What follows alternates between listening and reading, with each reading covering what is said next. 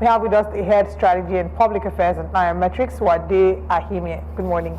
Thank you for joining us. Good morning. Good morning, Olive. Good morning, Benya. Morning. Any brief thoughts before we go into the paper about the conversation we just had? They say that the white South Africans are facing genocide in South Africa. Donald Trump has opened the doors for them. 49 people have accepted the offer so far. The CEO of AfriForum is championing this conversation, and the people in South Africa are even black. Donald Trump is almost regretting it. He said he thought they were skilled farmers. One of the guys that was interviewed said he has never touched a cow in his life except in a zoo on a Tinder date.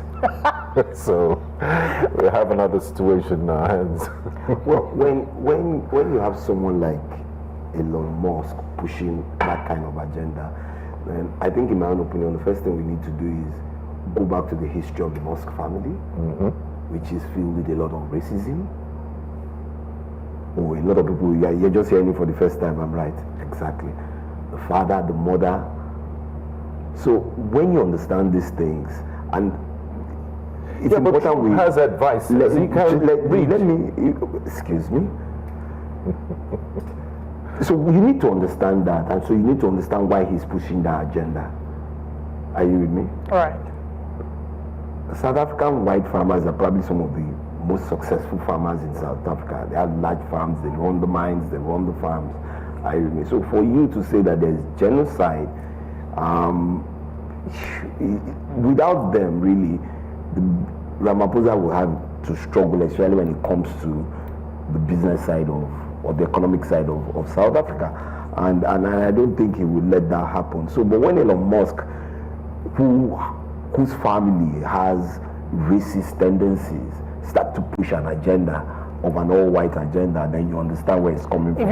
I've seen a report here that says statistics provided by AfriForum and the Transvaal Agricultural Union, a group sympathetic to white farmers as well, show that the total number of farmers across all races killed every year number about 60 in a country where they see 19,000 murders annually. So how this is a big story? These are some of the reasons why they keep flagging. I've told you the background of how it came to be. Elon Musk said something to President Trump, and boom, he went viral. Like, oh, white farmers are being killed in South Africa. Excuse me? Oh, like you said, he has advisors. Is it that they don't speak to him? But of course, let's leave that. I don't even want to go into the American space. Let's talk about Nigeria. Let's talk about Nigeria, exactly. Let's start with the Punch newspaper. JAMB boss weeps as human error forces Lagos Southeast receipts. 206,610 candidates affected in Lagos, 173,387 in Southeast. JAMB WAEC meets to avoid timetable clash. I mean, they've also interestingly started bringing a tribal coloration to this issue with JAMB, which I have been seeing online. People who are wondering, why did this affect the Southeast? I'm thinking, but it also affected Lagos as well. But they've made it they are trying to put some elements of tribal colorations, but let's not focus on that. Pay them any attention. Yeah, let's talk about the apology by the registrar of JAMB. Well, the apology is fine. Are you with me? But I think I've seen online also people say, oh, he's such an honorable man, very honorable when he's crying. XYZ. This happened under your watch. Yes, I agree. You need to apologize, but I think you should also do. My own opinion. This is my opinion. My own opinion, I think the other thing you need to do to just show that level of integrity that everybody has said you have is to resign.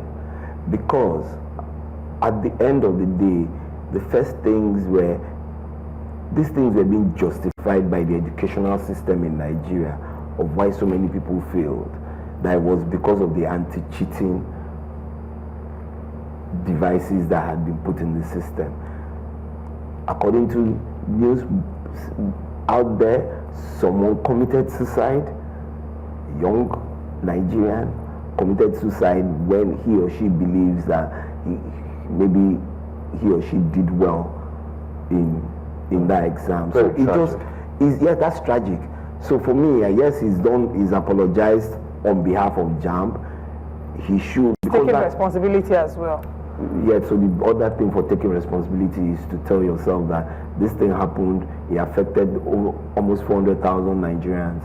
Then I resign, let someone else come and do the next part of it, which is the thing that should be done. That's my opinion. I don't think he will do that. But the fact remains that when we push this narrative of, it's because of people cheats in exams, that's why, all this happens. And they're distracted on TikTok. Rather than when people complain, and like I always tell people who have brands and those who manage risk, the first thing when you get a complaint is to acknowledge the fact that that complaint has come in. Rather, we were deflecting it when parents were complaining, students were complaining. It was being deflected using the statements, oh, no, it was the anti-cheat device. Rather, take it in, oh yes, we've heard your complaint and we will look into it. While looking into it, they were busy deflecting the issues and trying to blame poor 400,000 students who are now going to retake an exam, which they say is this weekend, between May 16 and 19. You give an announcement, you come to apologize yesterday, and you say, the exam is going to happen. These are people who have been distraught for the last 2 weeks. You didn't even give them time to emotionally recover from this. That's my point. People who even have to make a commute to the center where they see they will give them a call. Someone says they'll pay their transport. They will contact. I don't understand. So you don't give them some time to even come back and realize that, okay, so we need to write and we need to rewrite this exam. Oh, please spare me. It just leaves to be desired those who run our educational system in Nigeria. Now let's take a look at the front page of the Punch newspaper. There's the headline picture there shows the Inspector General of the Nigerian Police, Mr. Kayode Egbetokun, at the World Police Summit in the UAE, Dubai. And I mean, it's nice for him to go and fraternize and learn one or two things about global best police practices. The reason I'm doing this is because there's a YouTube, there are two YouTubers, Cotton Snow, middle-aged Americans. They took a road trip from Ghana, from beyond Ghana, all the way through, they're heading towards Cameroon. And I've been on that road before. I've taken a road trip to Ghana in the last 2 years, and I can tell you the situation hasn't changed. This is the current situation from last week. From once you get into the Nigerian border, they drove all the way to Anambra State, and it was endless. I mean, you feel for them. Even watching this thing on YouTube is exhausted. There are checkpoints. We complain about numbers of Nigerian police force, that we don't have enough numbers. We have, I think the Nigerian police force has serious numbers, because every 50 meters, there's a checkpoint after checkpoint, all the way from the Seme border to Anambra State. It's a nightmare for motorists. Some of those roads are in the worst state. I don't think our leaders, the people in charge, just fly from point A to point B. I don't think they know how much of a problem and embarrassment this is to the Federal Republic of Nigeria. So what are you advising? Maybe the Inspector General of Police should take a tour of that road. All the members, all the 360 members of the House of Reps, 109 senators should be forced to take a trip from Lagos to Anambra and see what ordinary Nigerians are going through. When they are blowing the siren in front of them, of course the roads will be free. What does this say about us as a country? It's highly embarrassing, and people are going through a lot. And not just, they're not there to provide security all the time. You need to see the number of times money is exchanged. That's a different topic. But they will tell you that the state of insecurity in Nigeria. Are you with me? So you don't want people infiltrating into the country without the right documentation and all. Not that our borders are very protected. But the fact remains this, and I'll use this analogy, where the ostrich who buries its head, are you with me, running away from the hunter and leaves the biggest part of his body, the ass. That's the story generally of what happens with the number of all these things. Why? Because we talk about technology, high tech, AI, this, and we bring it back just to JAMB, and we bring it back to 2023 elections. Are you with me? There was a technical glitch. For the 2023 elections, nobody has been able to... Would they come and apologize? No.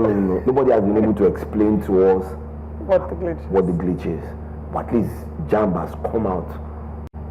So maybe that's a step forward. Someone on social media said maybe we should now move in for at least doing the investigation, finding out what was wrong, and then make him the INEC chairman. So maybe we'll have more credible elections. But that's the joke on the side. But the reality of it is that it's unfortunate that a number of all these people passed through a system in Nigeria that developed them, gave them an education, are you with me? Took them to where they are, and all of a sudden you want to destroy them. You've just destroyed all of them. I'm a product of Nigeria. When I say that, people always like, but I'm a product of Nigeria. And I have no regrets about it. I can never regret it. There's nothing I am that I'm not Nigerian. So why is it that you just don't want things to work? Exactly. Where did we get this culture of not being excellent and impunity? It's really. I mean, you're a product. I'm a product of Nigeria. So are you saying that it was a crime? Are you with me? For those who created those systems that brought us, and I'm talking about my generation, and when I say my generation, I'm talking about those. Sometimes when I say Nigerians are those who were born in the 60s, but there are a lot of them who are part and parcel of this destruction. And when they say those things, it's like they didn't grow up in this country. I've had someone tell me, no, because I went to school abroad, I didn't go anywhere. There's no qualification I have outside Nigeria, and I can sit anywhere in the world. But the fact remains that we have just decided to disintegrate the system, and we're clapping for highly ourselves. Dysfunctional. But I mean, we could talk about the ills and it's all not like, day, all and it's day not, long. like you said, and it's not like there's no corruption in other parts of the world. But how did it just become about me in a country that I grew up that was about community? And those are the reflections that you see, whether it's in the checkpoints, are you with me? Whether it's in someone trying to tell you that, oh, it was an anti-cheating system. People have always cheated in exams for as long as I can remember, whether it's WAEC, it's JAMB, or it's common entrance. And when you get caught, you know what it means. Yeah. As an adult, it's 21. There's a law. 21 years imprisonment for examination malpractice. Oh, you are the lawyer. You didn't say it when you were in law school or when you went through. We as lawyers, we don't get. Oh, okay, those things are not there. Practice. You do commercial and politics. No, we are not involved in. Let's go on. Examination malpractice. That's not the kind of law you want. We're trained to do better. We leave that for the officials. Oh, my learned colleagues. No, you're learned friends. No, my learned. You are not a colleague. Okay, my learned friends. You are not learned Nigerian. My colleague. Yes, my colleague. Let's talk about our learned superiors. Let's talk about something that feels like we're sitting on a ticking time bomb. And I can see here Tinubu on the front page of Nigerian Tribune, top right corner. We see Tinubu approves establishment of forest guards. Guards reclaim forest from terrorists and criminal gangs. Now, whilst we talk about the fight against insecurity, I want to mirror this vis-a-vis another headline, which is not a headline we have here. But troops record 7 attacks on military bases. Eliminate 22 wanted terror leaders. Yesterday or the day before, we took a story about a member of the legislative member who was raising this alarm that we're actually sitting on the ticking time bomb. But I'm going to run you through the timeline. The leadership reports that the Nigerian military has recorded 7 terror attacks on its bases in 2025, despite claimed successes against terrorists and bandits. The defense headquarters in 2024 declared 106 terrorists and bandit leaders wanted, with a vow to eliminate them from the battlefield. Now, this year alone, we've had several reports in that regard, and you know how much ammunition. I think the fear is the fact that they are fighting with sophisticated weaponry. Yeah. They are attacking these bases, these military bases. They are cutting away their ammunition, and they are killing our officers, people who have volunteered to fight for the country. And I don't know if we have as much urgency about it as we should have. I don't think we do, and I don't think we've had that in the last 10 years. But unfortunately, it's no longer a front burner issue. Do you get? Why? I don't know. It was last week we talked about it, that the media is part of the people by putting it on the front page. Yeah, we did talk about it last week. Yes, when they said we should stop talking because it's a mind game. Yeah. In fact, let me run you through this timeline as quickly as I can. Game? But we say you should talk about credit. Yeah. So, but amplifying. No. But when you see the thing about this is this, and this is one thing I always tell my fellow analysts, where the Nigerian security system has done well, always give them that credit and acknowledge the fight that they are having against. They're putting up a good fight. Yes, and we must say that, and we continually say that. Right. But we should never stop saying the fact that there are terrible people who they are fighting against. And some of the things that they do, which is part of the things you just said, is attack bases so that they can steal weapons and weapons. Let me run you through the attacks that we've had, maybe some of the attacks. March 25th, 2025, Boko Haram terrorists attacked a military location in Wajiroko near Sabongiri in Dambwa local government area of Borno State, killing at least 4 soldiers and unspecified numbers wounded in the action. That's one. Then, the day before, March 24th, they attacked Mugo military formation in Borno State, killing at least 20 Cameroonian troops, carting away weapons and burning down the base.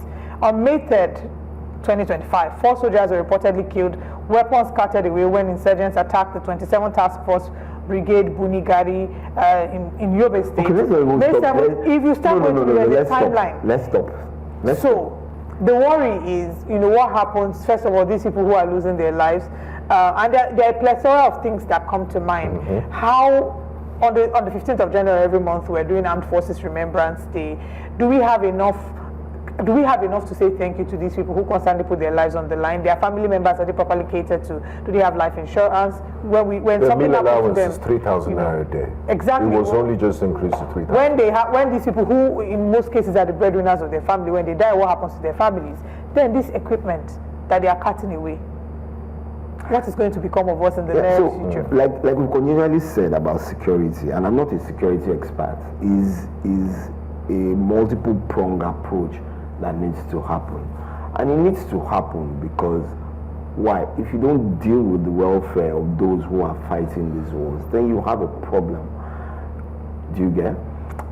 If you don't also deal with the economic situation of the Nigerian people, because poverty and hunger many times drives you into a number of all these things that you find people